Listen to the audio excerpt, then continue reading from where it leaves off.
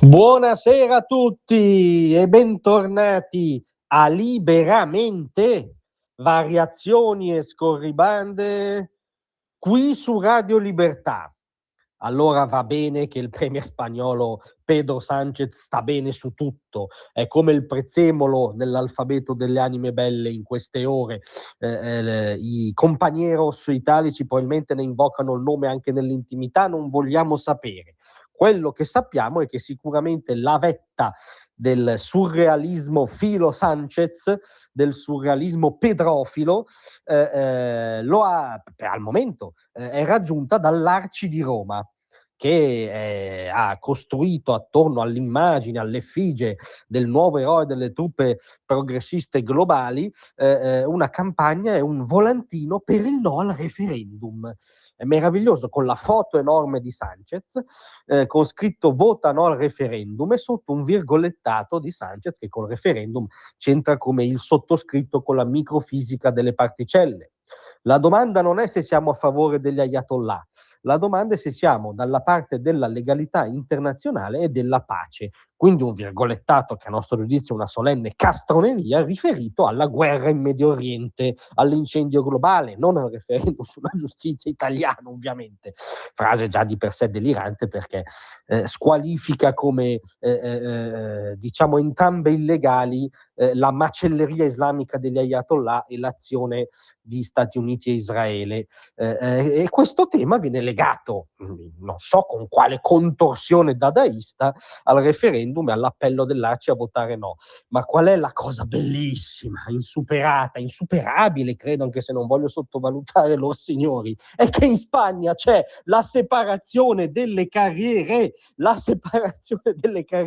tra magistrati inquirenti e magistrati giudicanti, una delle architravi della riforma della giustizia, uno dei tre grandi temi su cui gli italiani saranno chiamati a votare sì o no, e se vorranno la separazione delle carriere dovranno votare sì, se vorranno la Spagna di Sanchez dovranno votare sì.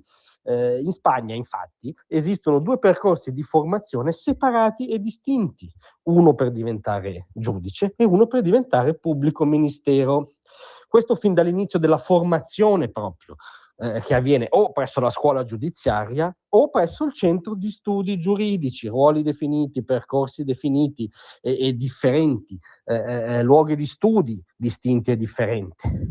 Due corpi professionalmente indipendenti l'uno dall'altro, uno degli obiettivi della riforma della giustizia voluta dal centrodestra. Non solo, ma anche a livello di autogoverno, che è uno degli altri snodi fondamentali della riforma, in Spagna la distinzione è netta, d'altronde è logico, a carriere separate, autogoverni separati, che è proprio l'impostazione della riforma.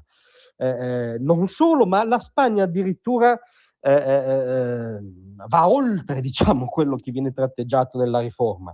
Ha un sistema in cui i giudici rispondono al Consiglio General del Poder Giudiziale, appunto, che è un organo costituzionale indipendente volto a garantire l'autonomia della magistratura dal potere politico, che questa riforma italiana non solo non va a toccare, ma ribadisce letteralmente.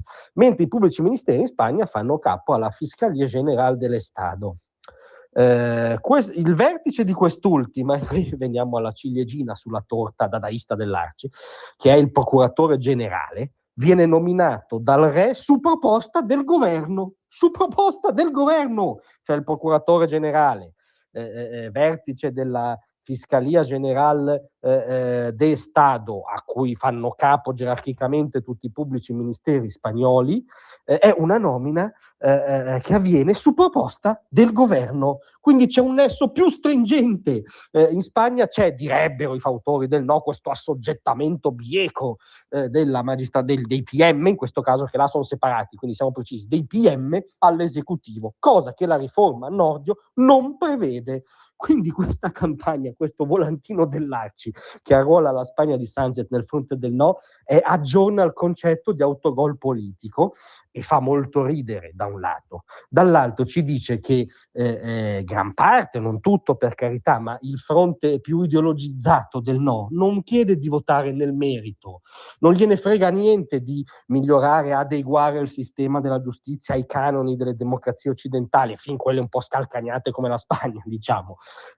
Vota extra merito, vota per ideologia, tant'è che lega il nome del premio spagnolo al no alla separazione delle carriere e ne riporta un virgolettato sull'Iran, perché sono ormai vuote parole d'ordine, sono vuoti richiami della foresta, è un voto politicizzato e ideologizzato, cieco come ogni ideologia, al punto da mettere il no alla separazione delle carriere al fianco di un premio di un paese dove le carriere sono separate. Fate voi, lascio a voi un'ulteriore considerazione.